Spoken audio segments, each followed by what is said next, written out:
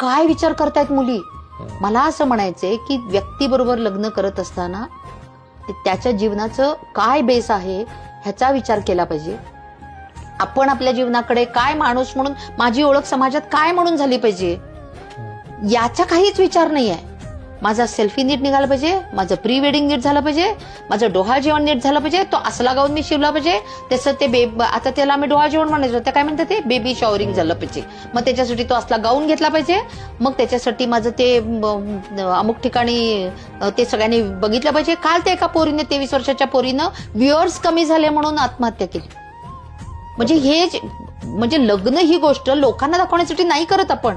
लग्न ही गोष्ट संपूर्ण जीवनभर आपल्या जोडीदारासोबत छान आयुष्य जगता यावं आणि एक चांगलं जीवन आपण जगावं आणि नवीन पिढीचं एक जीवन निर्माण करून त्या लेकराला आपण ट्रस्टी म्हणून वाढवावं.